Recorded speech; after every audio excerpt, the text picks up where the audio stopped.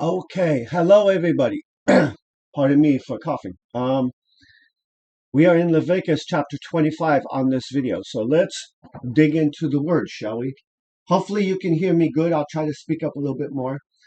And spoke Yahweh, Father, Son, Holy Spirit, as one God, speaks to Moses on Mount Sinai, saying, speak to the sons of Israel, that basically means the people of Israel, and say to them, when you come into the land which I give you, then shall keep the land a Sabbath to Yahweh. So you shall set a Sabbath to Yahweh. 6 years you shall sow your field, and 6 years you shall prune your vineyard and gather its fruit. But in the year 7th, a Sabbath of solemn rest there shall be for the land. So even the land is to rest on the Sabbath. Specifically, in this case, the Sabbath year. A Sabbath to Yahweh, your field, neither you shall sow, and your vineyard nor prune. Now, this is repeated in the Old Testament.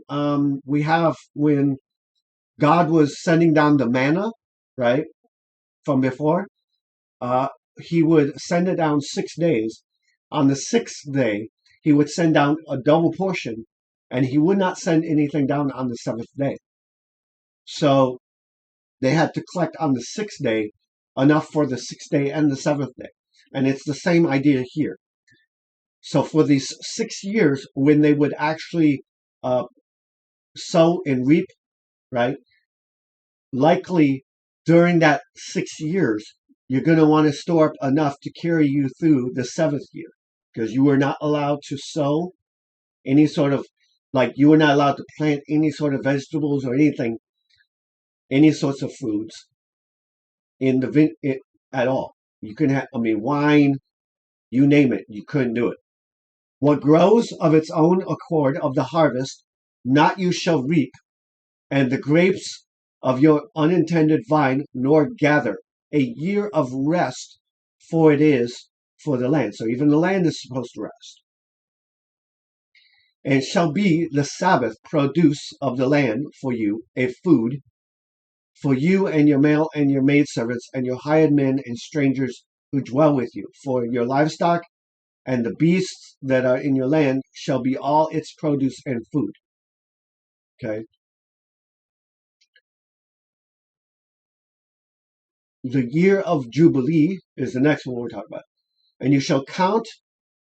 So let me see if I can break down that first section for you real quick, how it might apply to you.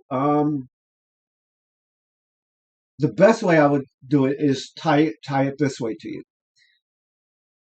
Just like them in this story that we're reading, you have sowing that you need to do, right? Sowing your actions, sowing your words, sowing your love, sowing your kindness, and all these aspects of a Christian character to sow into the world, okay?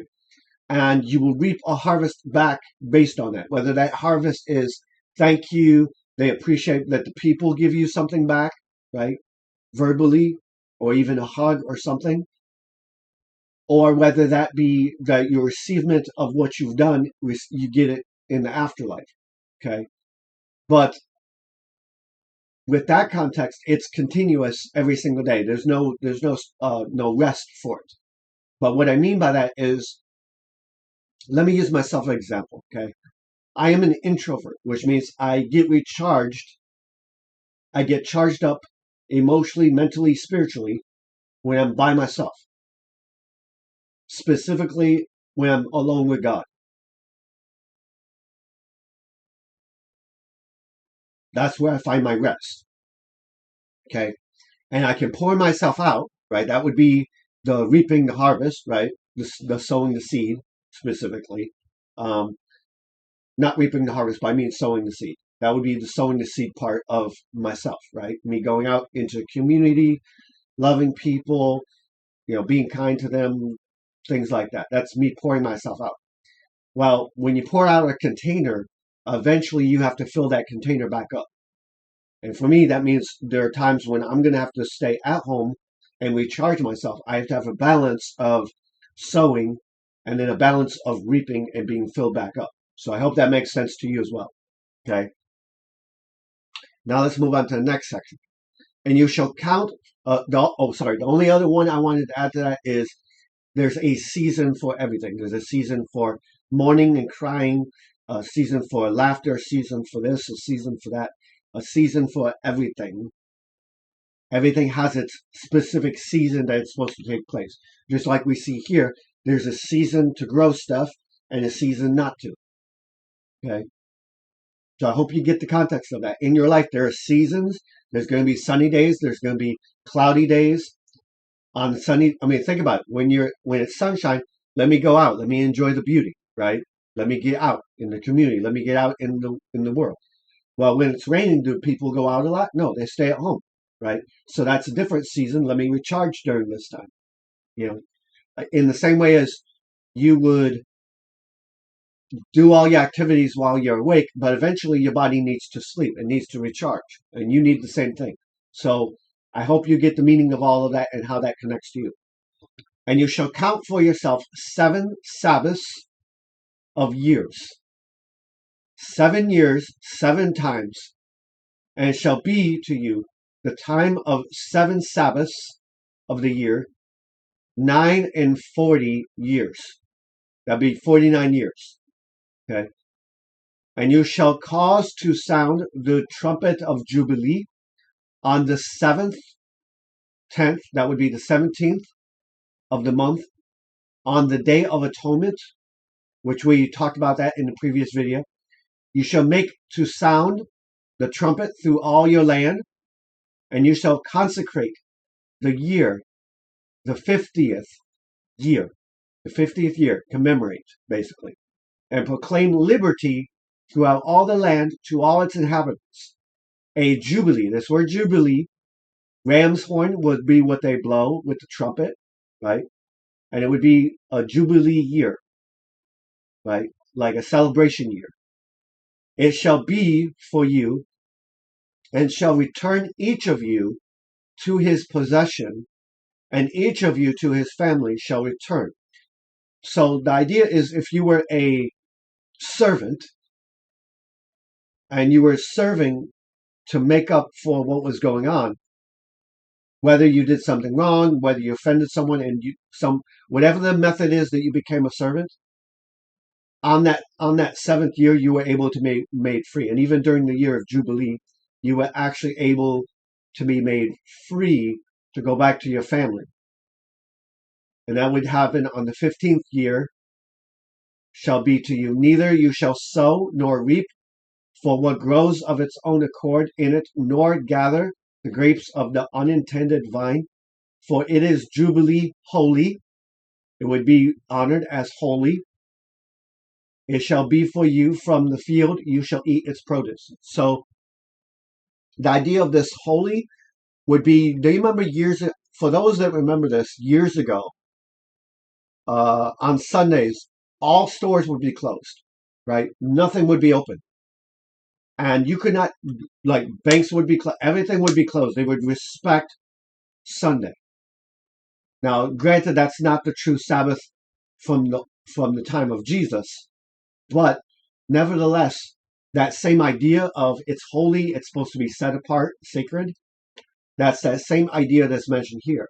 During this time, like they say, you're not to reap, you're not to plant, you're not to do any of that. Okay, and everybody who is a servant would be set free, meaning they would be given the option to be set free. Now, of course, they still have free will. So if they didn't have any family or anywhere to go, they could be like, okay, sure. I thank you for that invite to let me be free, but I'm still choosing to be your servant. I choose to stay. And that would be a free will offering to continue being the person's servant.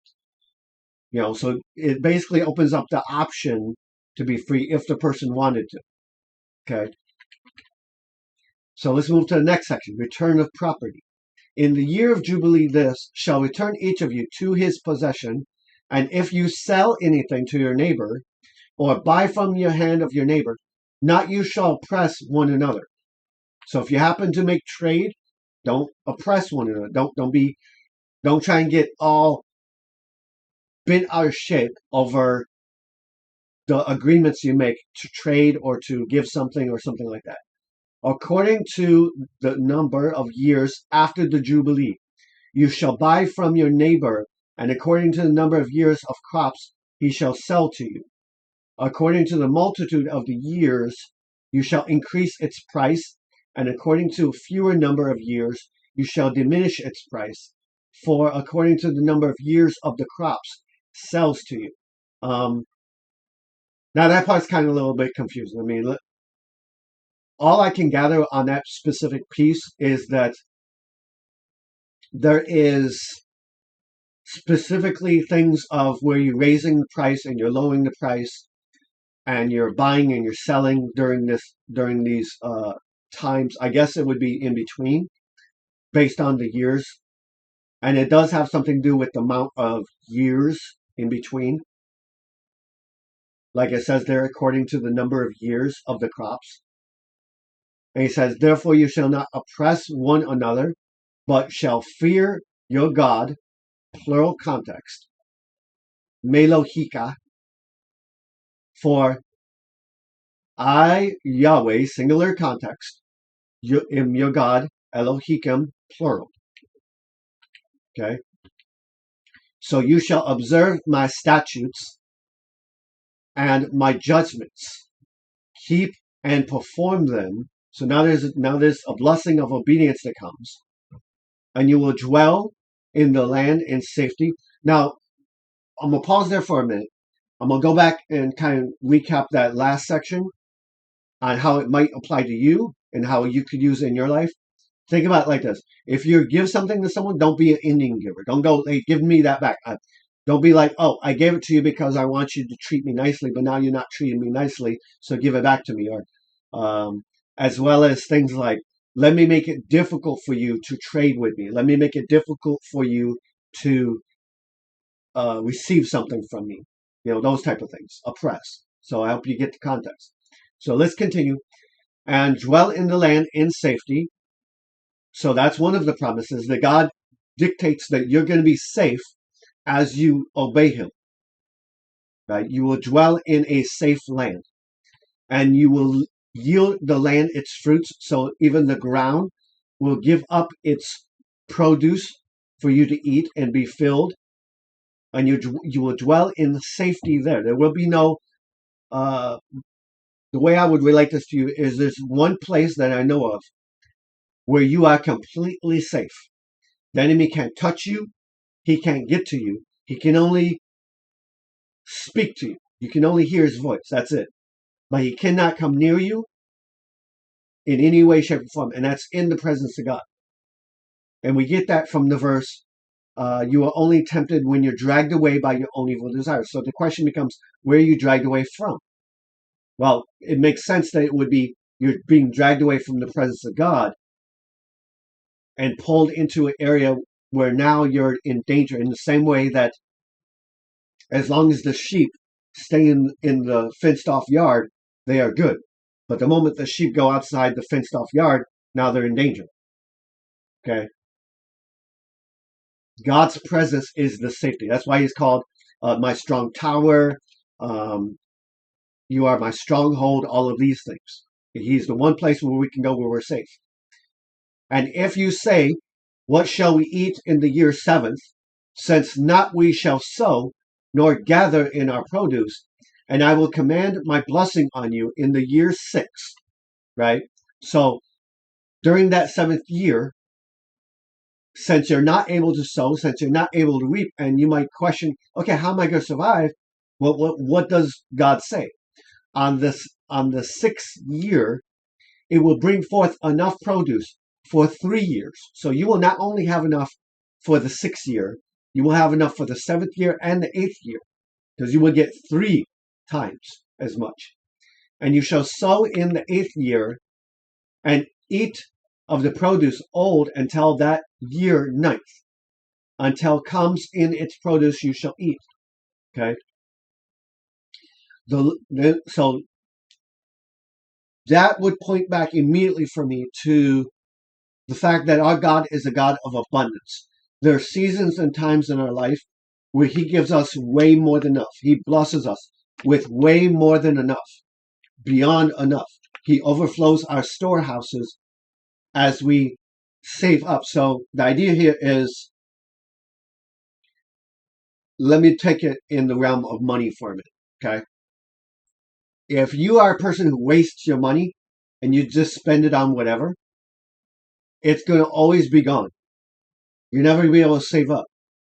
But if you choose to spend your money wisely and in that way honor God's rules to use your money the right way, and you bless Him with it, He's going to make your money be able to be saved up. So eventually you will have a bunch of money stored up, like I currently do myself. I got quite a bit of money saved up that I haven't been touching, and I have a backup or a safety net in case something happens. Okay, and the idea is God is a God of abundance. So whatever it is that God is working in you, whether that's money, whether that's children, whether that's a spouse, whether that's spiritual growth, whether that's your prayer life, whether that's this, that, or whatever else, you follow after God and you listen to Him, and as you do that, He blesses you to not only give you enough, but give you beyond that. And I've seen that in my own life consistently. Okay.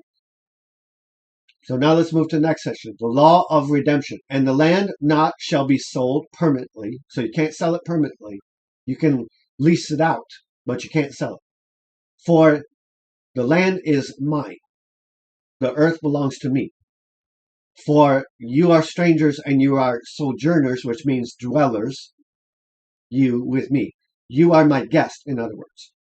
In other words, don't think that just because you are placed in a stewardship position of all the possessions that God puts in your hands, such as a spouse, children, your cars, your houses, your money, your job, this, that, and even your own life, right? Remember, all of this belongs to God. And anybody who says otherwise is a fool. God can snatch up your life in a heartbeat, and you literally have no say-so about it. It all belongs to Him. He created everything. Anybody in common sense would go, whoever creates something, that creation is their property. We are God's property. Everything that He puts in our hands, He is just entrusting us with it. It's not that it's ours. He's entrusting it. So I want you to get that. And you are sojourners with me, meaning I'm with you. You're not without me. And you are dwellers in the places where I take you. Now that's going to have some deep context for you, because I want you to think about it this way, okay? As you go out into your world, right, that you live in, your home is kind of like your sanctuary. That's your area where God has blessed you, right? That's your area where you are safe and secure. But where it says here that you are strangers in this land, right? And I put it in your hands. Think about it this way. You go out into the job. Does the job belong to you? No. It belongs to the person who owns the business, right? You go out into the church. Does the church belong to you? No. The building itself, I mean. It doesn't belong to you. All these different places in life where you would go, right?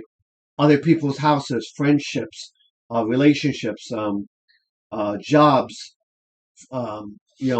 different places you would go out into the world. Think of them like different lands, right? Different lands you are visiting. And that would be what I'm trying to get you. So, for example, if I was to get a passport and I was to go over to, say, Philippines or Africa or whatever, right? I would be a visitor. I would be a stranger in that land. And if I stayed there for a little bit of time, I might then become a sojourner, a person who dwells in the land. But even dwelling in the land, that land would not be mine. It would be whoever it belongs to. So I hope you get the idea. Okay. And in all the land of the possession, redemption you shall grant of the land. If becomes poor one of your brothers and has sold some of his possession, and if it comes to redeem it, redeemer his, then he may redeem what sold his brother. Now we have to look at this word redeem, to redeem it, right? And in the context of here, by marrying brother's widow to beget children from him, to redeem from slavery, to redeem land.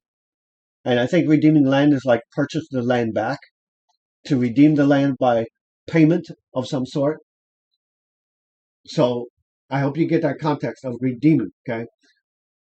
Now, that part, unless I will admit that in Hebrew, it kind of gets a little bit confusing, even for me, even reading this, especially in the Old Testament.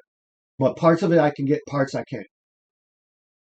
So let's look.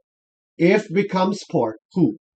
One of your brothers, and has sold some of his possession. So if he has sold some of his possession, and if comes to redeem it, to get it back, his redeemer, then he may redeem what sold his brother. So the idea, if I'm understanding that right, is let's say your brother is in a pinch, right? Your friend is in a pinch. In this context, your spiritual brother in our lives, or brother or sister, are in a bind, right? And they sell us something that is precious to them, and specifically things that are precious and important to them. But they sell it because they're in that tight jam, right? You should hang on to it and not sell it and not destroy it, because at some point in the future, once his situation stabilizes, he might want that item back, especially if it means something to him. Okay. That's why when you go to a pawn shop, right, and you pawn something off, they give you like 30 days or something days that, hey, you can get this item back at this specific price that we have given you. You can get it back. It will be yours. But if it's exceeded that time, then it won't be yours. I've noticed that with pawn shops where they do give you a time of going, hey, you got this much amount of time to fully decide. And if you're able to get it back, then that's fine. But that's what this is talking about. That if his brother sells to his brother his land or anything that he owns for a specific time because he's in a jam, understand as the brother that has received this item that may not be permanently yours. Your brother or whoever it is may come back to you at some point and be like, hey, I need this. So in the way I'm going to relate this to you is like this. When you do kindness to others, right, that would be the brother selling what belongs to him, right? I'm giving kindness to you. I'm selling of myself, of my emotions, my time, my energy, right? And understand. So the idea would be when you're doing that to someone, right? Understand that you at some point might want that reciprocating effort giving back to you. And just like in a relationship, if I love my wife, that I don't have one, but if I love my wife, right, then it would make sense that at some point I would want to see that reciprocation given back to me. And in that way, if you're the receiver in this case, my spouse should understand that just because I have given this to her, that doesn't mean that there isn't a reciprocation that should be done back. But that reciprocation still needs to be done joyfully, and it still needs to be done in reliance to the verse that says, whatever man purposes on his heart, give that. So the idea would be, if I love my wife, I know my wife should love me back, and she should love me back. But the amount of love that she gives me back is her choice, not my choice. I don't have the right to dictate to her how much love to give. She has that right, as Scripture says. Okay? And it says, or the man, if no has it, one to redeem by himself, and he is able to redeem it, then let him count the years since its sale, meaning how many years has gone by, and restore the main remainder to the man to whom he sold it, that he may return to his possession. But if not he attained he enough restored to have to himself, then shall remain what was sold in the hand of him who bought it. So kind of like that same process of what I said, that if you manage to come up with enough money to get this item back, you can get it at the price that we gave you. But if it extends after that, then it goes back. So the quickest one in my head that pops up to this is in a lot of large department stores and in a lot of large grocery stores, specifically non-grocery items, you could put stuff on layaway, right? You're paying on it in order to purchase it for yourself. But if you skip a payment and some time goes by and you don't pay, the property goes back to the owner who currently has it, right? And all the money that you spent, you don't get that back. So that would be kind of the same idea going along the same way here. If this man is able, who sold his stuff, if he's able to purchase it back, fine. If he's not, then what was sold should remain in the hands of him who bought it until the year of Jubilee. So even in this case, if the person is unable to buy it back in the year of Jubilee, okay, this was originally your land. I got it for a time. Now it's the year of Jubilee. Give it back to you, would be the context. And it shall be released in the year of Jubilee, and he shall return to his possession. And a man, if sells a house or a dwelling, city, a walled city, then he may redeem it within a whole year after it is sold. Within a full year, it may be redeemed. So for a full year after this city was sold, he can buy it back.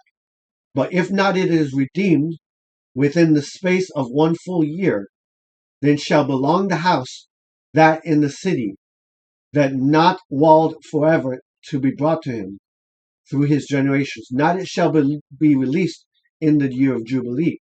And however houses, villages which have no walls around them, fields of country, shall be counted redeemed, they may be unto in the year of Jubilee shall be released. So the idea here is the Lord is establishing these certain things that I have proclaimed in the year of Jubilee, they are to be given back. These certain things are to stay with you under certain circumstances, is what he's basically saying. And nevertheless, the cities of Levites and the houses of the cities and their possession may redeem at any time. Levites may redeem it at any time. So for Levites, they had unlimited time frame. And if a man purchases a house from the Levites, they shall be released that was sold that house in the city in the year of Jubilee, for the houses and cities of the Levites are their possession among the sons of Israel. But the field of the common land of their cities not may be sold for possession, perpetual, meaning permanent. It is theirs. So other than the fact of explaining how that goes, that there is this time of things that happen, but let me go over here. Year of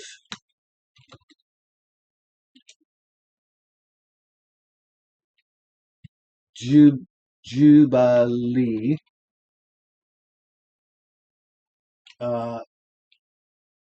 explanation is what I'm looking for.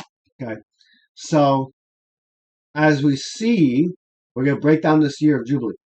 Okay. So here's what it says. Breaking all that down so far, here's what it says. Okay. A year of Jubilee is a special biblical year of grace, renewal, and release. Okay. It occurs every 50 years only, or 25 years in church tradition. So every 25 or 50 years. It is marked by a time of forgiving debts. So all debts that someone owes you, you're to forgive it. Like if they owe you, let's say they owe you $10,000, and what ends up happening is that during the year of Jubilee, that $10,000 is released. And we do have that today. If you get, who was it? If you get, trying to think, forgiving debts. So if you have like credit, right? The bad credit would go on your credit, and it would only stay there for a certain amount of time. Okay. After a certain amount of time, it would be forgiven and it would be released from your credit history. Release of prisoners. Prisoners would be able to be released, and the land as well. It is a spiritual reset to restore justice and relation with God. So it occurs after 7 cycles of 7. So 7 times 7, 49 years.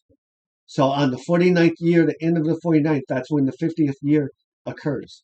So during 49 years, you were able to keep things. The 50th year, that's when everything was set free that could be set free. The release and rest. So as we see here, slaves were freed. They were given, and technically, they were given the option to be freed, but if they didn't have anywhere to go, they could stay and continue in service if they want. Debts were forgiven. And ancestry lands, meaning lands of your people that originally were from your people, were returned to its original owners. Similar to the Sabbath rest, the land was left to follow, and no farming was done, allowing both the earth and people to rest. The year was proclaimed by a blast of a ram's horn, known as the Yobel, on the Day of Atonement. The idea is that this time would be a year of sanctification, of deep conversion, and special acts of mercy. The church offers opportunities to receive indulgement, remission of temporary punishment for sins. A major part of the Jubilee is traveling to holy sites, particularly the basilicas in Rome. These would be like temples and things like that. The holy doors, specific to Jubilee year, the holy doors of St. Peter's Basilica and others are opened to signify passing into God's grace. So I hope you get this idea. It is known as the year of the Lord's favor. Now that should immediately take your mind, because that's something Jesus said when he went into his own city, right? At least in the Chosen series. He said, I am here to proclaim a year of the Lord's favor. That Jubilee year, in other words. A time for finding spiritual, mental, and sometimes economical freedom, right? So it would be set aside as different. So I hope you get that. So that would be the explaining of this section that we're reading here. Okay. No take from it usury. Usury is interest, of interest. But fear your God. Be respectful to your God. That may live your brother. Don't put a huge weight on your brother's back. Your money, not you shall lend him for interest and at a profit. So don't be unfair to him, nor lend him your food. I am Yahweh, singular context, your God, who brought you out of the land of Egypt to give you the land of Canaan and to be your God. Now, let's break this down again. Yahweh, as I said, it's singular context, as we see, right? But Yahweh still gets used for Father, Son, and Holy Spirit in Scripture. But it's talking about this one God from the perspective of him being one God, okay? Whereas Elohim or Elohi any of those type of words, is plural in context. It describes the individuality within this one God. So even though this one God is one, is Yahweh, there are still three within the one.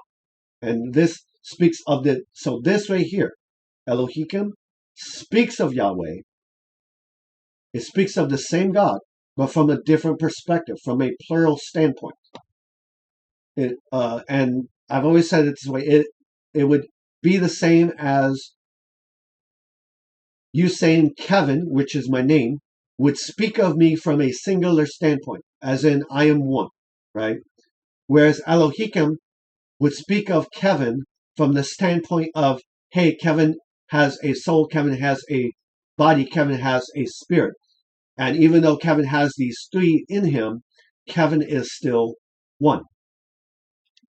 Who brought you out of the land of Egypt to give you the land of Canaan, as he says, Le Elohim. Okay, that's Elohim is that main word for plural God. And if becomes poor, now conditional statement, okay, if becomes poor, one of your brothers who dwells by you and sells himself to you, right? Hey, brother, now in this context, it would literally be selling yourself. It would be, I'm in a pinch, my brother has money, let me sell myself into service to my brother, I shall be a slave to him, and I shall work for him for a time. Kind of like in the same way where Jacob works for 7 years for Rebecca and Leah situation, same thing. You know, even when Jacob works and takes care of the flock of the other guy, Laban, I think it is, or something like that. So if your brother is in a pinch and he sells himself to you, right? Not you shall compel him to serve as a slave. So don't, even though he's selling himself, don't treat him as a slave, right? He would not be respected he shall not be treated as a slave. This is someone special to you. He's in position of a slave, but you don't treat him as a slave. Right here is what you treat him as a hired servant and a dweller. He shall be with you until the year of Jubilee and shall serve you. So you're to treat him as a servant, not as a slave. A servant is someone who's hired, a laborer. So an employee, in other words. Whereas a slave is someone that has no free will of their own, no control of themselves. Right? They have no choice, no ability to make decisions for themselves. They had to do what their owner said. And then he shall depart from you, he and his children with him, and shall return to his own family, and to the possessions of his fathers he shall return.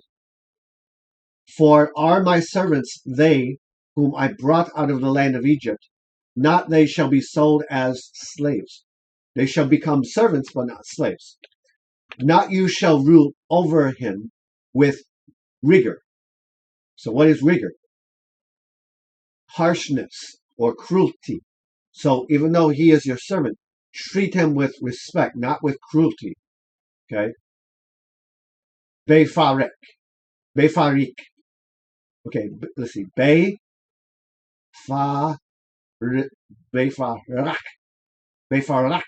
Or something like that. But you shall fear your God, plural context. And as for your male and female slaves, whom you have, from you the nations that are all around you, you may buy male and female slaves. Moreover, the sons of the strangers who dwell among you, these you may buy. So sons of the strangers who dwell with you, and their families who are with you, which they begot in the land, and they shall become your property. You shall own them. And that would connect me immediately to what Jesus did on the cross. Jesus purchased for us. We are now his property. The idea would be, think of human beings as when you go through a store, things on a shelf, right? God has chosen to go shopping by purchasing us And so he puts us in his cart and he goes, okay, this is now mine. You are now his property. You now belong to him. So even though, and the reason I say this is because we get a lot of people in this world who say and do things such as, oh, like women, for example, when they commit abortion, right? They go, this is my body. I can do whatever I want with it. Well, not if you are saved. If you're a believer, you have been purchased. So you should respect that. Now, the difference being that if they have received salvation, they should acknowledge that they no longer belong to themselves. Just as the apostles did in the New Testament, they constantly say, I'm a bond servant, I'm a slave to Jesus, willfully, of course. Right? They willfully have chosen to become this. But as well as willfully doing it, it would be God purchased them. He brought this conviction upon them. That part's not by choice, right? God chooses that. But the response to it, to go, yes, I listen to you. I become yours. I accept this position, right? The acceptance, that's your free will part, okay? So you are now his property. Whereas, although a person of the world may still have been purchased by God, just as John 3:16 said, right? God so loved the world that he gave up his only begotten son, that whosoever believeth in him shall not perish but have everlasting life, as well as verses that kind of describe that God purchased the many, right? That would not be all. So if you did believe that that a person who is not saved is still the property of God, but they just haven't received it. So the idea I'm going to give you here is, let me put it this way. In this world, understand that those who are Christians, because they are Christians, they should respect that they are no longer their own property. In the same way that a husband and a wife don't just belong to themselves anymore, they now belong to the covenant of who they're tied to, right? So you are now God's property, and you should respect that and honor that. You should treat your body with respect for that, okay? Understand you are his property. Now, on the other side of the unsaved, there are two categories. There are those who are not yet saved, but they have been purchased by God and predestined before time for God to convict them and bring them into a relationship, but they're not at that point yet, right? And that's the hard part, to distinguish which is which, okay? Whereas you're going, okay, I can see God working on you, but you're not yet at that point of receiving salvation, but God is still working on you, right? You don't have a stone heart that can't be budged, that can't be worked with, right? Whereas the other side of the unsaved would be those that are permanently not yours, specifically permanently not God's. God has not chosen or predestined ahead of time to convict them and bring them into the fold. They are permanently gone, and their destination is hell. Because in that aspect, both God has chosen not to do that. Although he wants to do it, he has chosen not to do it because he knows that even if he does it, they will reject it. That's why he doesn't do it, because he already knows ahead of time they're not going to accept it even if I do it. In the same way that even if Jesus came down off the cross, the Pharisees and Sadducees would still not believe. They would still not admit. They would have some other excuse. Okay, that would be the unsaved person who is totally and completely closed off to God fully. Whereas the other side of the other side of the unsaved would be those that are predestined by God. In the same way as if a couple has predestined or chosen ahead of time, we're going to go adopt this, we're going to go get an adopted child, right? That parent has already predestined to select someone as their adopted child, right? To select someone. They may not know the name, they might not know what the person looks like, but they have already established this I'm going to do. They are already predestined to become one of mine. And that's that same context of what God does. I'm predestined you to become mine. I'm already choosing to adopt you. You just don't know it yet, is basically the context, right? And then when the couple actually meets with them, and says, yes, we'll adopt you, then that's when the knowledge of knowing, hey, I'm adopted and I'm received and I accept it. And that's that unsaved person coming to salvation. Okay. So I hope that makes sense to you. And you may take as inheritance them for your children after to inherit as a possession forever. In them shall be your slaves. So this is specifically talking about slaves. But regarding your brothers, the sons of Israel, so the idea here with this in the Old Covenant was specifically non-Jews, right? Non-Jews. If you bought a non-Jew, a non-person of Israelite, you were to keep them forever. But if a Israelite was to sell himself to you temporarily, you shall not rule over him with cruelty, because he also belongs to God. So with that idea is, I'll tie it to you like this, okay? Although we are told to love our neighbor as ourselves, right? There's a certain amount of love and care and respect and kindness and all these things that we should give to everyone. But there's special love, there's special love, special care that you are supposed to treat the body of Christ, who are actually saved, way more better. And it's not that the worth has changed. It's that the difference between these are now already adopted people and they're in my family, and how I treat that already adopted person compared to someone who has not yet been adopted and I don't know about them yet. Okay. And if becomes rich a sojourner or a stranger close to you, and becomes poor one of your brothers who dwells by him, and sells himself as a stranger to the sojourner close to you, or a member of the family of a stranger, after he is sold, the right of redemption may be to him one of his brothers to redeem. So if a Israelite were to sell himself to a non-Israelite, but you as your brother's brother was able to purchase within that to have that right of redemption, you purchase that brother back, and he shall become a servant unto you, and that way he could be set free on the year of Jubilee, versus him being treated cruelly and wrongly in the hands of a person who is not respecting of the Lord.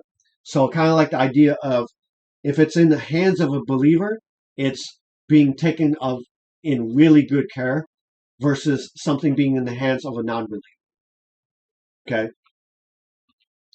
Or his uncle or his son, or the son of his uncle, he may redeem him, is near kin to him of anyone who of his family may redeem him, and if he is able himself to redeem, then shall be reckoned with him, bought back for the year that he was sold to him until the year of Jubilee, and shall be the price of his release according to the number of years, according to the time of a hired servant it shall be for him. If there are still remaining years, according to them he shall repay the price of his redemption. So the general idea that I can get with this so far is that it would be the same idea as kind of like a remaining balance, right? Where, like, if I go to the grocery store and I use a card, right, and the card only has like $200 on it, right, and let's say the final cost is $250, there's a remainder that needs to be given back. Okay. So in this context, if a brother is able to purchase himself after being brought back by his brother, and the brother somehow comes into money and he goes, okay, hey, my brother, you purchased me from this non-Jew, let me purchase myself back. The idea would be, if he purchased himself back, he would also have to give payment for those years not worked, because your brother did purchase you for a set term of time. Okay. The closest one I can think of is, if you sign a lease, you are legally responsible for paying for that lease until the lease is given out. So even if you move out, that landlord could take you to court and make you pay the remaining balance. It is the general idea with this. And if, conditional statement, if but a few there remain years until the year of Jubilee, then he shall reckon with him, and according to the years he shall repay the price. As a hired servant year by year he shall be with him. Not he shall rule over him with vigor, so he shall be kind and compassionate in your sight.